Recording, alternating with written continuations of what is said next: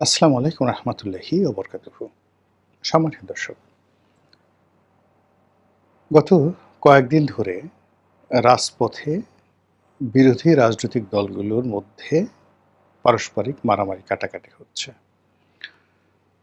ছাত্রদলের সঙ্গে ছাত্র শিবিরের, কিংবা বিএনপির দুটো গ্রুপের, অথবা অন্যান্য যে ছোট রাজনৈতিক দলগুলো রয়েছে যাদেরকে কেউ আওয়ামী লীগ বলে ট্যাগ দিচ্ছে, তাদের সঙ্গে বৈষম্য বিরোধী কিংবা জুলাই যোদ্ধা কিংবা এনসিপি, তাদের অসংখ্য সংঘর্ষের ঘটনা ঘটে চলেছে।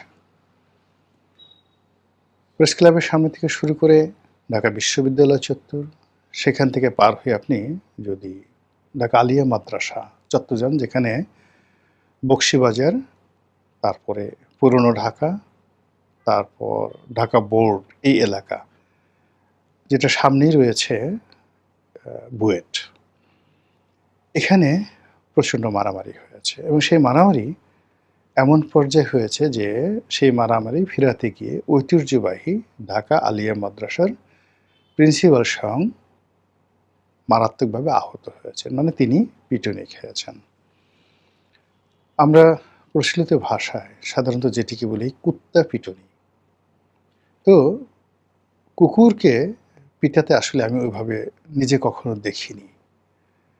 আমার জীবনে আসলে কখনো পাগলা কুকুরও দেখা হয়নি। আমরা কুকুর পুষি না, গ্রামে যে নেড়ি কুকুরগুলো আছে, আমি সবসময় ছোটোকালে বা আমার মহল্লাতে আমি দেখেছি এগুলো কখনো ডিস্টার্বিং না।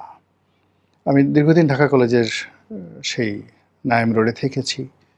ওই নাইম রোডের মধ্যে মানে ৩-৪টি গ্রুপ ছিল কুকুরদের। একটা গ্রুপ ঢাকা কলেজের মধ্যে থাকতো ১০-১২ জন, ১০-১২টা কুকুর। আরেকটা নাইমের ভেতরে থাকতো একটা গ্রুপ। আরেকটা গ্রুপ থাকতো হলো আমাদের বাসার সামনে। আর একটা গ্রুপ হলো ওই উন্মুক্ত বিশ্ববিদ্যালয়ের সামনে। উন্মুক্ত বিশ্ববিদ্যালয়ের সামনে ঢাকা কলেজের মধ্যে একটা গ্রুপ, নাইমের মধ্যে একটা গ্রুপ, আর আমাদের মহল্লার ৪টে কুকুরের গ্রুপ ছিল। একটা গ্রুপে ৪টা, ৫টা, ৬টা করে কুকুর।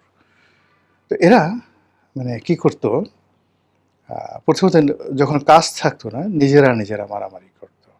নিজেরা মারামারি করতো এবং মারামারির ঘেউটাই বেশি। এক গ্রুপ আরেক গ্রুপকে তাড়া দিত, ভেস্কি দিত, এই গ্রুপ। এবং এগুলো নিয়ে সাধারণত কী নিয়ে তাদের ঝগড়াঝাটি হতো এটা বোঝা যায় না। এবং এখানে কুকুরদের একটা স্বভাব ছিল, যেমন ঢাকা কলেজের কুকুরগুলো যেগুলো মহিলা কুকুর, এরা ওই ঢাকা কলেজের কুকুরদের সাথেই সম্পর্ক রাখতো। এরা কখনো গিয়ে পরকীয়া প্রেমের জন্য সে নাইম রোডেও যেত না, কিংবা অন্য কারো হতো না। এটা যে নারী সংক্রান্ত কোনো যুদ্ধ কুকুরদের মধ্যে হতো না, আমি দেখিনি কখনো।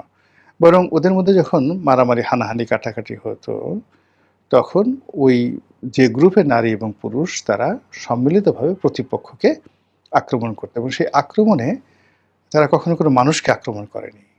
মানুষরা বরং সেটা দেখে ওদের সেই তাড়িয়ে দিত, বা ওদের মধ্যে একটা বিবাদ হলে ওইটা মীমাংসা করার চেষ্টা করত মহল্লাবাসী। দ্বিতীয় যে কাজটি তারা করত, অসাধারণ সেই কাজটি এখনও তারা করছে, সেটা হলো তারা ওই মহল্লার প্রতিটি মানুষকে চিনত, এমনকি ঢাকা কলেজের প্রতিটি ছাত্রকে চিনত। এবং দিনে রাতে কোনো অবস্থাতেই তাদের পরিচিত কোনো মানুষ যখন সেখান দিয়ে যেত একটু শব্দ করতো না। এবং ওই রাস্তায় এই কুকুরগুলো থাকার কারণে সেখানে পুলিশের দরকার হতো না। চুরি, ডাকাতি, ছিনতাই প্রশ্নই আসে না। বরং ওই গলিতে যদি কোনো অপরিচিত লোক, এমনকি একটা রিক্সাও যেত, তাদেরকে অ্যাটলিস্ট ৫ বা ৪ বার, মানে উন্মুক্ত বিশ্ববিদ্যালয়ের সামনে ঢাকা কলেজের ওই পিছনে যে হোস্টেল, সেখানে নাইম রোডের সামনে এবং ওই আমাদের বাসার সামনে এই কুকুরের যে ব্যারিকেড, ঘেউঘেউয়ের মুখোমুখি হতে হতো এবং বহু মানুষ ভয়ে তাদের অন্তরাত্মা কেঁপে যেত। ফলে এই কুকুরদেরকে মারবে, মানে যেটাকে আমরা কুত্তা পিটা বলি, মানুষ ঐক্যবদ্ধ হয়ে এইভাবে একটা পাগলা কুকুরকে মারবে, আসলে এগুলো আমরা প্রবাদে এইভাবে পড়ি বা বলি, কিন্তু আমি আমার জীবনে কখনো দেখিনি। আরেকটা মার আছে যেটা আমরা শুনেছি, সেটা হলো মানে সাপকে যেভাবে পিটিয়ে মারে ওভাবে। ওটাও আমি আমার জীবনে কোনো সাপকে ওইভাবে মারতে দেখিনি। তবে লগি বৈঠার যে মারামারি হলো, সেই সময়টাতে আসলে লগি দিয়ে, বৈঠা দিয়ে যেভাবে প্রতিপক্ষকে পিটানো হয়েছে, যেভাবে মৃত মানুষের লাশের উপরে যেভাবে উল্লাস নৃত্য করা হয়েছে, এবং এই ঘটনা একবার দুইবার নয়, এই ঘটনা বহুবার ঘটেছে এবং এটা বেড়েই চলেছে। ফলে এই যে কুকুরকে পিটুনি দেওয়া বা কুত্তা পিটুনি, এটার সঙ্গে আসলে আমরা যেহেতু প্রবাদে আছে যেজন্য আমি শব্দটা ব্যবহার করেছি, কিন্তু ইন জেনারেল সাম্প্রতিক কালে যে মারামারিগুলো হচ্ছে, সেই মারামারিগুলো কিছুর সাথে কিছুর তুলনা করা যায় না। এই বাংলায় এটা কখনো হয়নি। আপনি ঢাকা আলিয়া মাদ্রাসা, যেটি পাক ভারত উপমহাদেশের সবচাইতে প্রাচীনতম সরকারি প্রতিষ্ঠান, এবং এটা একসময় কলকাতা আলিয়া ছিল। যখন দেশ ভাগ হলো, তখন কলকাতা আলিয়ার একটা অংশ ঢাকা আলিয়া হিসেবে ঢাকাতে স্থাপিত হলো, এবং ওখানে যে বইপত্র আছে, প্রাচীন বইপত্র, এত প্রাচীন বইপত্র ঢাকা আলিয়াতে যা আছে, এটা ঢাকা বিশ্ববিদ্যালয়তে নেই, কিংবা আমাদের জাতীয় গ্রন্থ কেন্দ্রে নেই, ন্যাশনাল লাইব্রেরিতেও নেই, ন্যাশনাল আর্কাইভেও নেই, যেটা ঢাকা আলিয়া মাদ্রাসাতে আছে। এখন এখানে যেভাবে মানুষ মারামারি করছে, কখন আগুন লাগিয়ে, হালাকু খান যেভাবে বাগদাদের বায়তুল হিকমা, পৃথিবীর সর্বকালের সেরা লাইব্রেরি ছিল, এটা মানব জাতির ইতিহাসের একটা অমূল্য সম্পদ। পৃথিবীর দুটো সম্পদ আমরা নষ্ট করে ফেলেছি। একটা হলো আলেকজান্দ্রিয়ার তে আগুন লাগিয়ে মিশরের একটা লাইব্রেরি পুড়িয়ে দেওয়া হয়েছিল। দ্বিতীয় যেটা আছে সেটা হলো হালাকু খান 12শো শতাব্দীতে বায়তুল হিকমা, যেটা বাগদাদে ছিল। আরেকটা লাইব্রেরি ছিল, খুব বিশাল লাইব্রেরি, সেটা হলো আলেকজান্ডার এই কাজটি করেছিলেন। দারায়ুস সম্রাট, যেটা সাইরাস দ্য গ্রেট, তিনি যে পার্সিপোলিস প্রতিষ্ঠা করেছিলেন, সেই পার্সিপোলিস নগরীতে সবচেয়ে বড় একটা লাইব্রেরি ছিল, প্রাচীন দুনিয়ার সেই লাইব্রেরি, অসাধারণ একটা লাইব্রেরি, সেটাও পুড়িয়ে দেওয়া হয়েছে। ফলে এই যে প্রাচীন সভ্যতা, আমরা 10,000 বছরের পুরনো সভ্যতা আমরা খুঁজে পাচ্ছি না এখন, পাহাড়ের ভিতর থেকে খুঁজে পেতে হচ্ছে, বাট এগুলো কিন্তু লাইব্রেরিতে সংরক্ষিত ছিল। তো আলেকজান্ডারের জামানাতে বড় লাইব্রেরি ছিল, সেই লাইব্রেরি পুড়িয়ে দেওয়া হয়েছে। বা হারুন আর রশিদ, খলিফা আল মামুন থেকে শুরু করে মধ্যযুগের যত কালেকশন, সেইগুলো পুড়িয়ে দেওয়া হয়েছে। আজকে যে ব্রিটিশ লাইব্রেরি আমরা বলি, বা ফ্রান্সের যে লাইব্রেরি বলি, এর চাইতে বায়তুল হিকমা অনেক অনেক এনরিচ ছিল, সেই লাইব্রেরিগুলো আমরা নষ্ট করে ফেলেছি।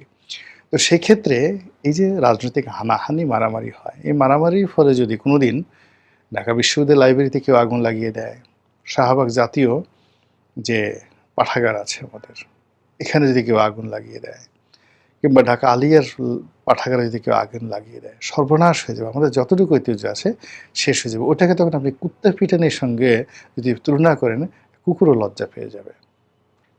এই সময়টাতে যেভাবে বিশ্ববিদ্যালয় ক্যাম্পাসগুলোতে পরস্পরের বিরুদ্ধে মারামারি করেছে, এর মধ্যে একটা মারামারি শান্তা ফারজানা নামে এক ভদ্রমহিলা, সেই ভদ্রমহিলাকে সেই জুলাই যোদ্ধা যে কোনো কারণে তিনি রাগ সামলাতে পারেননি, তো সে ভদ্রমহিলার সাথে ঝগড়া করতে করতে গিয়ে কয়েকদিন আগে তাকে আচ্ছা মতো চল বসিয়ে দিয়েছে। তো শান্তা ফারজানা এবং তার জামাই হলো মমিন মাহাদি, এরা দুজন এখন পুলিশের হাতে গ্রেপ্তার হয়েছে। এরা গত কয়েকদিন ধরে বেশ কিছু অপ্রিয় কথাবার্তা বলছিলেন, যেগুলো এই জুলাই আগস্ট মাসে যারা জুলাই যোদ্ধা তাদের খুব ইগোতে লেগেছে। ফলে তারা রাগ সামাল দিতে না পেরে এই মহিলার সাথে ঝগড়া করতে গিয়ে গালের উপর চড় বসিয়ে দিয়েছে। আবার সেই শান্তা ফারজানা এবং তার জামাই যখন প্রেস ক্লাবের সামনে তারা তাদের রাজনৈতিক কর্মসূচি পালন করতেছিল, তাদেরকে প্রতিহত করার জন্য ওই আগেরবার যে থাপ্পড় দিয়েছিল সেই লোক এসে সেখানে একাই তাফালিং করার চেষ্টা করলো 2-3 জন লোক নিয়ে, আর প্রতিপক্ষ শান্তা ফারজানা, তাদের সাথে লোক ছিল 20-25 জন। ফলে ওখানে একটা মারামারি হলো। ফলে একেবারে সেই যে জুলাই যোদ্ধা যিনি ছিলেন, বেশ মোটা তাজা, তাকে বেদমভাবে পিটানো হলো, একদম সাপের মতো করে চিৎ করে শোয়াই আচ্ছা মতো এই শান্তা ফারজানা পিটালো। এবং সে যে কী পিটুনি, পিটাচ্ছে, গালাগালি দিচ্ছে, লাফাচ্ছে, এবং মানে রীতিমতো আর যে ভদ্রলোক মার খেলো, সে ওরে মা গো, বাবা গো বলে চিৎকার পারতে পারতে, বাঁচাও গো বলতে বলতে একটা সময় মানে সে যে চিৎকার করবে, সেই চিৎকার করার শক্তি সে হারিয়ে ফেললো। এর মধ্যে যেটা হলো সেটা হলো ওই জুলাই যোদ্ধার যারা সহযোগী তারাও এসে গেল, আবার আরেক দফা মারামারি হলো। এবং সেই মারামারিতে শান্তা ফারজানা এবং তার হাজব্যান্ড তারা আহত হলো এবং তারা ঢাকা মেডিকেলে চিকিৎসা নিতে গেল। ওখানে আরেক দফা ছেঁচা। এবং সেখানে যেভাবে ঢাকা মেডিকেলে সন্ত্রাস করা হলো, মারামারি করা হলো, মারামারি করার পরে এরপর পুলিশ তাদেরকে এসে উদ্ধার করলো না, আনসারও তাদেরকে উদ্ধার করলো না। পুলিশ আবার তাদেরকে নিয়ে এখন কারাগারে ঢুকিয়ে রেখেছে। এর আগে জগন্নাথ বিশ্ববিদ্যালয়ে মারামারি হলো, সেখানে শিবির ছাত্রদল মারামারি করলো, ছাত্রদল এখানে জয়লাভ করলো, শিবির যারা লোকজন তারা পালানোর চেষ্টা করলো। তারপরে সেই মারামারি থেকে বাঁচার জন্য অনেকে সেই বিভিন্ন হাসপাতালে আশ্রয় নিল, সেখানে গিয়ে ছাত্রদলের লোকজন মারলো, ভীষণ রকম সে কি মার। তারপর এই মারামারি আবার ছড়িয়ে পড়লো সেই যাকে বলা হয় ঢাকা আলিয়া মাদ্রাসাতে। সেখানে যুবদল নেতা নয়ন মানে সেই নিজের দলের যারা লোকজন তাদেরকে অর্গানাইজ করার জন্য তিনি লাঠি হাতে হেলমেট মাথায় দিয়ে মানে রীতিমতো যুদ্ধের বেশে সেখানে উপস্থিত হয়ে তিনি সেই লড়াইয়ের নেতৃত্ব দিলেন এবং সেখানে বিজয়ী হলেন। আবার অন্যদিকে এই যে ঢাকাতে যে জগন্নাথ এবং আলিয়াতে যে মারামারিগুলো হলো, এই মারামারির ধারাবাহিকতায় দুটো ঘটনা ঘটলো। ঢাকার বাইরে যে মারামারিটা প্রথম শুরু হয়েছিল রোকিয়া বিশ্ববিদ্যালয় রংপুর, আবু সাইদ যে বিশ্ববিদ্যালয়ে পড়াশোনা করতেন, সেখানে শিবির ছাত্রদলের লোকদেরকে পিটিয়ে ক্যাম্পাস থেকে পিটিয়ে বের করে দিল। কিন্তু ঢাকাতে যখন জগন্নাথ এবং আলিয়াতে ছাত্রদল সফল হলো, তখন ওখানকার ছাত্রদলটা রিঅর্গানাইজ হয়ে আবার ক্যাম্পাসের দখল নিল এবং ছাত্রদলকে সেখান থেকে বের করে দিল, ছাত্র শিবিরকে বের করে দিল। এই যখন অবস্থা হলো, ঠিক সেই সময়টাতে আবার রাজশাহী বিশ্ববিদ্যালয় উত্তেজিত দেখা দিল। এটা 4 তারিখের ঘটনা, আগস্ট মাসের 4 তারিখের ঘটনা। একদিকে ছাত্রদল মিছিল করছে, অন্যদিকে শিবির মিছিল করছে এবং যে কোনো সময় সংঘর্ষ হলে রাজশাহীতে রক্তের বন্যা বয়ে যেত। এর কারণ ওখানে শিবির জামাতের প্রচুর শক্তিমত্তা রয়েছে শহরে এবং শহরের বাইরে। তো ওখানে যদি ছাত্রলীগ আবার শিবিরের সাথে মিশে যায় বা ছাত্রদলের সাথে মিশে যায়, তাহলে ওখানে রক্ত গঙ্গা বয়ে যাবে। কিন্তু ওটা 5 তারিখ অনুযায়ী আজকে সারাদিনে ওটা স্টপ ছিল। এর মধ্যে আবার 4 তারিখে বরিশাল বিশ্ববিদ্যালয়ে 5 তারিখে বোধহয় মারামারি হয়েছে, বরিশাল বিশ্ববিদ্যালয়ে মারামারি হয়েছে ছাত্র শিবিরের মধ্যে আর ছাত্র দলের মধ্যে।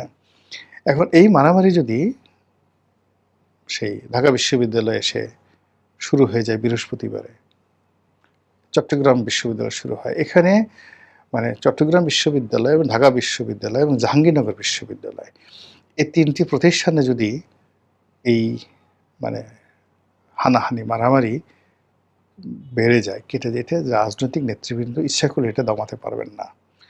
এ কারণ হলো আমাদের এই তারুণ্য মানে এটা বাঁধ ভাঙা জোয়ারের মতো। একবার যদি বাঁধ ভেঙে যায় তাদেরকে আর আটকানো যায় না। যখন আটকানো যেত, যে টাইম লিমিট ছিল, টাইম ফ্রেম ছিল, সেটা সরকার বা রাজনৈতিক দলগুলো তারা চেষ্টা করেনি। এর ফলে কী হলো, সমস্ত রাজনৈতিক যারা পক্ষ বিপক্ষ তাদের মধ্যে হানাহানি ছড়িয়ে পড়েছে। এর আগে মানে এই যে মারামারি যে বললাম, এটা হলো আগস্ট মাসের 3 তারিখ, 4 তারিখ এবং 5 তারিখ। এর আগে এনসিপির যখন পদযাত্রা হচ্ছিল, মারামারি হলো হবিগঞ্জে, মারামারি হলো গোলাপগঞ্জে, সিলেটের গোলাপগঞ্জে, এবং সেখানে নাসিরউদ্দিন পাটোয়ারি থেকে শুরু করে অন্যান্য নেতৃবৃন্দ যারা আছেন, সার্জিস সহ বেদম মারের শিকার হলেন। তার প্রেক্ষিতে আবার এই যে ছাত্র শিবির এবং ছাত্রদলের মধ্যে এটা শুরু হয়ে গেল। এখন আগামীতে এই যে জুলাই 36 বিপ্লব মানে 36শে জুলাই পার হয়ে গেল, এখন আগস্ট মাসের 6 তারিখ, 7 তারিখ, 8 তারিখ পরবর্তী যে দিনগুলো আছে, সেই দিনগুলোতে যদি রাজনৈতিক দলগুলো ঐক্যবদ্ধ না হয়, তাহলে কি ভয়ঙ্কর পরিস্থিতি তৈরি হতে পারে, যেটা আমরা বঙ্গভবনে দেখেছি। বঙ্গভবনে এখানে যে বিশৃঙ্খলা হয়েছে বাংলাদেশের ইতিহাসে কখনো হয়নি। এখানে পরস্পর বিরোধী দুই পক্ষ তারা বঙ্গভবনে বসে যেভাবে পরস্পরের দিকে তেড়ে আসছে, মারামারি শুরু হয়ে গেছে। বিদেশি যারা ছিলেন, আমন্ত্রিত অতিথি, বিভিন্ন রাষ্ট্রদূত যারা ছিলেন, তারা রীতিমতো সন্ত্রস্ত হয়ে ভয়ে সেখান থেকে হুড়মুড় করে যেভাবে দৌড়ে পালালেন, বঙ্গভবন থেকে পালালেন, সবচেয়ে নিরাপদ জায়গা, সবচেয়ে স্যাক্রেড জায়গা।